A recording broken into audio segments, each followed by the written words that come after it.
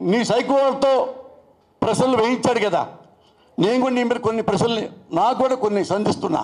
పవన్ కళ్యాణ్, నువ్వు షూటింగ్కి వెళ్ళేటప్పుడు వెళ్ళంగానే నీ పెళ్ళాం మీ ఇంట్లో పని వాళ్ళతో అక్రమ సంబంధం పెట్టుకుంది అని ఎవరో చెప్పారు, నిజమా కాదా? ఆ బిడ్డలు నీకు పుట్టలేదంట, పని వాళ్ళకే పుట్టారంట, నిజమా కాదా? తల పట్టుకోకలేదు గురుగారు, ఎందుకు చెప్పమంటారా? ఓపెన్గా ఉండండి. ఇక్కడ నా భార్య సమస్య కాదు, ఇది నాగరికత, సంప్రదాయం, సంస్కృతి, విలువలు.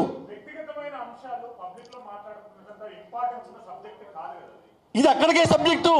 మీ ఏమండి ఒక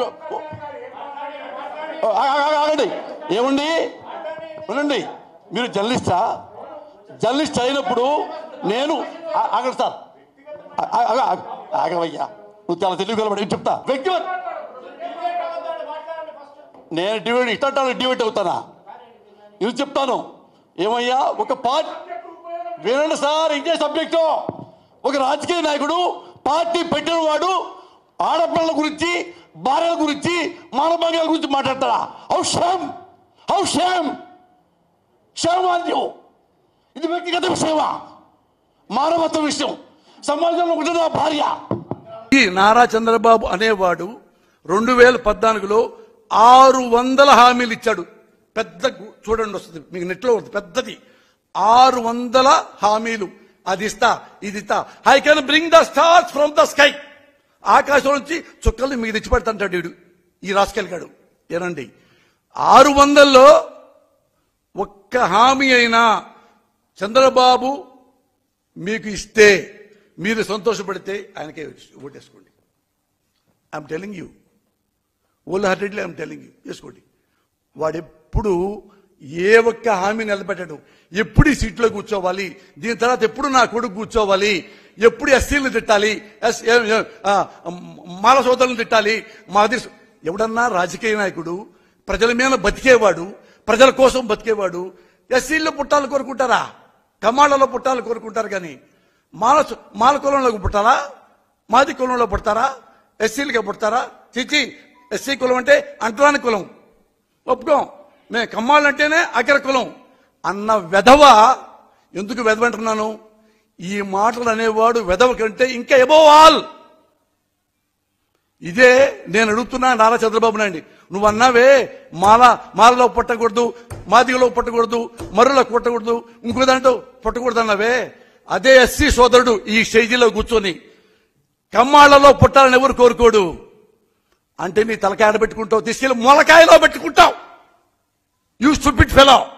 సిగ్గుండాలి. కులాలను తిడుతున్నావు, మతాలను తిడుతున్నావు, మనుషులను తిడుతున్నావు, పంది కుక్కలా తింటున్నావు ప్రజల సొమ్ము.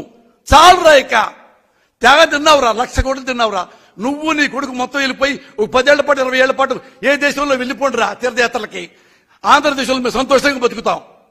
ఇప్పుడు ఆంధ్రప్రదేశ్ రాజకీయాల్లో భర్తల్ని మించిపోయిన గొప్ప రాజకీయ నాయకురాళ్ళని మనం ఇప్పుడు చూస్తున్నాం. లేటెస్ట్ గా వాళ్ళు ఎవరంటే అత్తా కోడళ్ళు, అంటే భువనేశ్వర్ గారు, బ్రహ్మిణి. నాకు చాలా షాక్ లో ఉండిపోయాను. ప్రజలకు చెప్పుకుంటున్నాను నేను. ఎవరైనా ఇప్పుడు నేను ఒక ఏదో పని చేస్తే, ఒక మర్డర్ చేశానా, ఒక భూ కబ్జా చేశానా, బ్యాంకులో లెగ్గొట్టానా, అప్పుడు నన్ను జైల్లో పెడితే మా ఆవిడ you have to face it అంట. నేనే కాదు, ఎవరైనా సరే, ఏ ఇళ్ళైనా మీరు తప్పు చేశారు కదా. కానీ ఇక్కడ ఈ రాజకీయ నాయకురాళ్ళు లేటెస్ట్ గా పుట్టుకొచ్చారు ఆంధ్రప్రదేశ్ లో.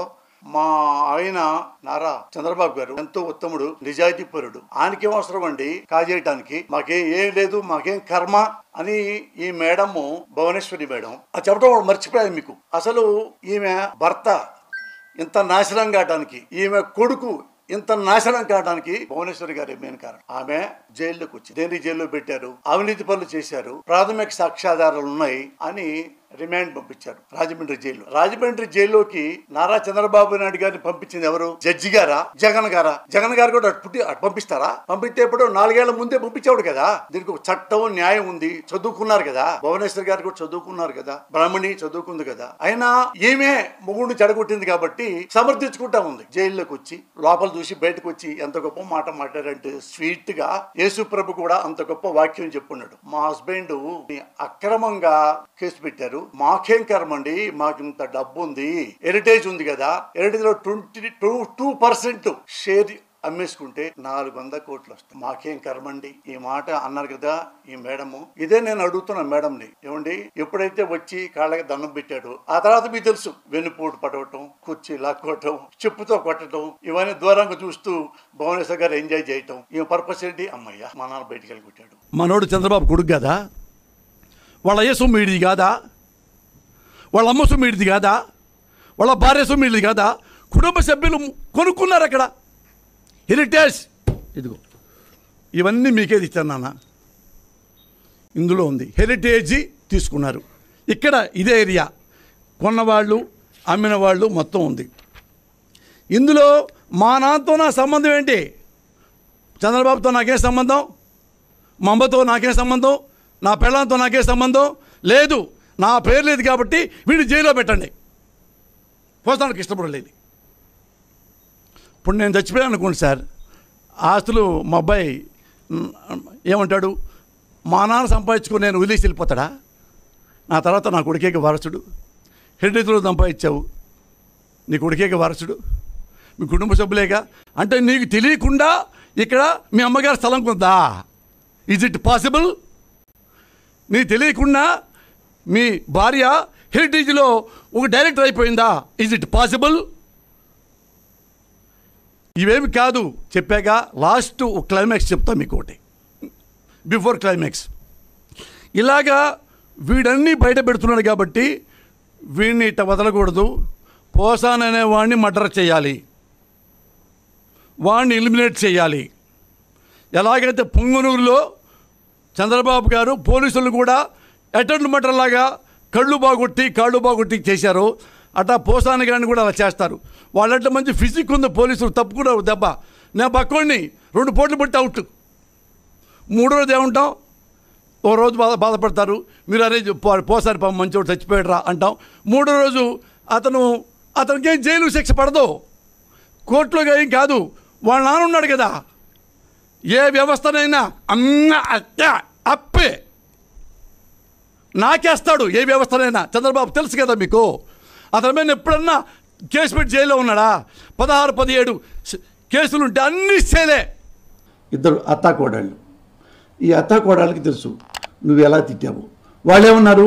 మా ఆయన మంచోడు అని ఆమె, మా ఆయన ఇంకా మంచోడు అని ఈమె. ఢిల్లీ పారిపోలేదు, పని కోసం వచ్చాడని బ్రాహ్మణి. మా ఆయన జైల్లో ఉండి కూడా ప్రజల కోసం ఆలోచిస్తున్నాడు. మా ఆయన జైల్లో ఉండి ప్రజల కోసమే థింక్ చేస్తున్నాడు. ఇప్పుడు నేను వెళ్ళే కదండి అన్నం పెట్టడానికి, అన్నం తిని టక్కన మూలకి వెళ్ళిపోయి మళ్ళీ ఇట్టు కూర్చున్నాడు. ఏంటంటే ఆడు కూర్చున్నానంటే ఏం లేదు, ప్రజల గురించి ఆలోచిస్తున్నాను నేను.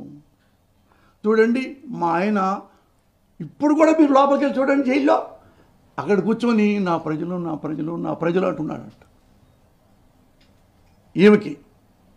ఈమె చూసిందంట వాళ్ళ ఆయన ఇట్లా నా ప్రజలని. ఇదే పవన్ కళ్యాణ్ వాళ్ళ మొగుణ్ణి, అంటే బ్రహ్మిణి గారి మొగుణ్ణి ఎంత అవినీతిపరుడో ఇప్పుడే మళ్ళీ రిపీట్ చేశాను మీకు. అది ఆమెకు తెలుసు. ఎన్టీ రామారావు వెన్నుపోటు పుడిచి లాక్కున్నాడు అని అన్నాడు పవన్ కళ్యాణ్ చంద్రబాబుని, అది తెలుసు. ఇద్దరు ఆడాళ్ళకి తెలుసు వాళ్ళ మొగుళ్ళ గురించి. అంత తిట్టాడు. తిడితే వీళ్ళిద్దరూ ఎంత తెలివిగల వాళ్ళంటే పవన్ కళ్యాణ్ వెల్కమ్ అని పిలిచారు. వెంటనే పరిగెత్తుకొచ్చి వాళ్ళ పక్కన కూర్చున్నాడు. ఎవరు? ఈ పక్క బ్రహ్మిణి గారు, ఈ పక్క భువనేశ్వరి గారు, పక్కనే మన పవన్ కళ్యాణ్ గారు, ఈ పక్కనే అమాయకంగా ఎడు చూస్తూ బాలకృష్ణ గారు. ఆ ఫోటో మీరు చూసి ఉంటారుగా, జనం అంతా చూశారు. మీ మొగుళ్ళని అంత అమ్మనాబోతులు తిట్టి కబడ్దారని ఎంత ఘోరంగా మీరు రామారావు చంపారు. ఇన్ని మాటలంటే అయినా కూర్చొని పవన్ కళ్యాణ్ టీ తాగుతారా, జ్యూస్ తాగుతారా? నేను అనుకున్నాను ఆయన పిలిస్తే నా మొగుడిని తిడతావా, ఏ హక్కు ఉంది నీకు, ఏ ఆధారాలు ఉన్నాయి అంటావేమనుకున్నాను నేను. బ్రహ్మిణి అయితే ఇంకొంచెం అగ్రెసివ్గా ఉంటుంది కదా, చిన్నమ్మాయి కదా. నా హస్బెండ్ని ఇలా అంటావా, కబడ్డారంటావు నువ్వు, ఇన్ని క్వశ్చన్లు వేస్తారనుకున్నా. అవేమేలా పవన్ కళ్యాణ్ మా ఆయన చాలా అవినీతిపరుడు బలి చెప్పావు. పవన్ కళ్యాణ్ మా ఆయన చంద్రబాబు నాయుడు పెద్ద దొంగ, మీరు భలే చెప్పారు పబ్లిక్లో.